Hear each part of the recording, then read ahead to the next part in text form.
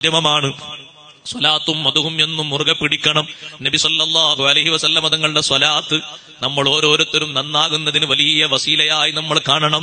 നമ്മുടെ സ്വഭാവം മെച്ചപ്പെടുന്നതിന്, നമ്മുടെ ജീവിതത്തിൽ നമ്മുടെ ഖൽബിന് മാറ്റം വരുന്നതിന്, നമ്മുടെ ആത്മീയമായ ഉയർച്ചക്ക്, മുറാദുകൾ സാധ്യമാകുന്നതിന്, എല്ലാ വിഷയങ്ങൾക്കും സ്വലാത്ത് മാധ്യമമായി സ്വഹാബിമാര് കണ്ടതുപോലെ, താബിയുകൾ കണ്ടതുപോലെ, തബഉ താബിയുകൾ പതിവാക്കിയതുപോലെ സ്വലാത്തിന്റെ മേഖലയിൽ നമ്മളും മുന്നോട്ട് നിൽക്കണം. മഹാന്മാരും മഹദിമാരും എണ്ണം കണക്കുകൂട്ടാത്ത രീതിയിൽ ഇഷ്ടം പോലെ ദിക്റുകളും സ്വലാത്തുകളും ഒക്കെ പതിവാക്കിയവരാണ്. നബി സല്ലല്ലാഹു അലൈഹി വസല്ലം തങ്ങളുടെ മദ്ഹ് പറയാതെ, അവിടുത്തെ മദ്ഹ് പാടാതെ ബഹുമാനപ്പെട്ട ഖാലിദ് റളിയല്ലാഹു അൻഹു വിരിപ്പിലേക്ക് കടന്നു ഉറങ്ങാറില്ല.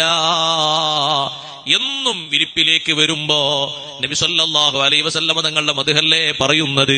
ആ മദ്ഹ് ഇങ്ങനെ പറഞ്ഞ് അവസാനം ഹും അസ്ലി വഫസ്ലി വഇലൈഹിം യഹിന്നു ഖൽബി ത്വാല ശൗഖി ഇലൈഹിം ഫഅജ്ജിൽ റബ്ബി ഖബ്ലി ഇലൈക്.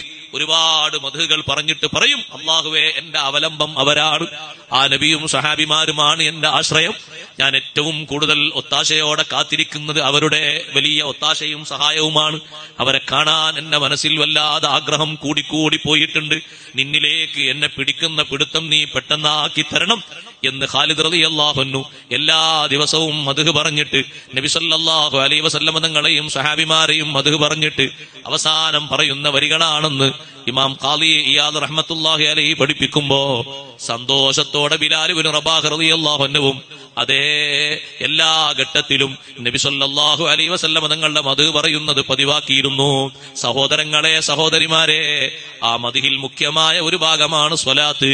സ്വലാത്ത് പതിവാക്കണം. സ്വലാത്ത് ജീവിതത്തിന്റെ ഒരു ഭാഗമാക്കണം. വെള്ളിയാഴ്ച രാത്രി, വെള്ളിയാഴ്ച രാവിലും, വെള്ളിയാഴ്ച പകലിലും ധാരാളം സ്വലാത്ത് ചൊല്ലണം.